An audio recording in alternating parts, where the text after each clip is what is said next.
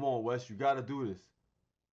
What's going on, everyone? This is your boy Wes, back at you with another video. I've noticed a lot of controversy around the recently premiered documentary called The Meta. If anybody's new to what The Meta is a documentary that focuses on the 5 gods of the Super Smash Bros. Melee community. In this video, I will be breaking down certain aspects of the documentary and giving my overall review on whether the documentary is good or the documentary is bad. With that being said, let's get right into it. Let's talk about the storyline. I feel the storytelling wasn't evenly spread out in this documentary in comparison to the previous one. And the funny thing about it, they had less people to cover in this one. I felt that Metagame segment was underdeveloped. There were a lot of ways his story could have been told in the meta. He could have been the god that had a color meaning versatility. But I know he's the only god that at the time was juggling 3 games: Melee, Brawl, and PM. They could have showcased that as a reason why it appeared that he was the weakest out of all the gods. That's just my opinion. They probably should have just covered Metagame a little bit more, going through the struggles of juggling different games and how it affected him becoming potentially the strongest gods. Missed opportunity, in my opinion. Now, let's talk about the era of Smash that we're in and the reason behind all of the controversy of the documentary. What I mean by this is about 7 years ago, the first Smash documentary came out. The Smash scene wasn't as big as it is today. Melee was also dying, and the documentary helped blow it up again, along with more people being interested in the Smash community. Now, the scene has blown up to the point that a lot of sponsors, top tier esports organizations, and a ton of big and small tournaments are happening. The reason why this ties into the documentary, a lot of people was criticizing it, is that everyone's expectancy for it was very, very high. Everyone expected better interviews, more stories from this particular documentary, along with this era of gaming being attached to cancer culture and being very judgmental to the T. The odds were against this documentary. The current community is very unforgiving to just the smallest things. So this is another reason why the documentary was either perceived very bad or very good.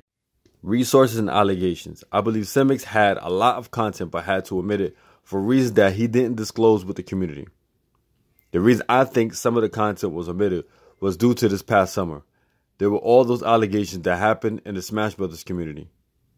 This put him in a tight spot, causing him to make tough decisions to cut out a lot of footage that either was interviews with the people who had allegations against him and or shots of them in the documentary.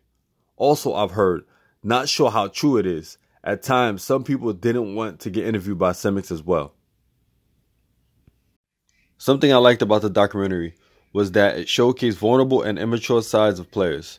Unfortunately, those points weren't executed properly to give it more dynamic character development. For example, it wasn't a bad thing that the documentary showed immature sides of Leffen and Mango when they said harmful things. I felt that Semix should have kept that in, but during the end of the documentary where he talks about what the players have been currently up to, or even somewhere after those events happened, he could have just showcased how the players have grown and matured over the years. Sadly, that wasn't the case, which made it appear that Mango and Leffen are still assholes. I know some people think that even after the air was cleared about Mango and Leffen, that they're still terrible people. I feel that no one is perfect and we all make mistakes. And based off their body of work they've done for the community and others in the past, it shows that they aren't the same guys that they were when they were younger. If the documentary had no way in showing their growth as players after the immature events, then those parts should have been taken out. 2 reasons why I feel that way. Number 1, the players didn't get a chance to give context behind their actions. And number 2, there was no evidence presented in the documentary that they grew as players. Overall, I think the documentary was great for what it was. Everyone in the community should be thankful that someone took the time to capture the history of the community in a motion film 2 times, not 1, but 2 times with a small budget. So hats off to Semix for the effort and dedication to the community in making these films. With that being said, take care, people. Until next time.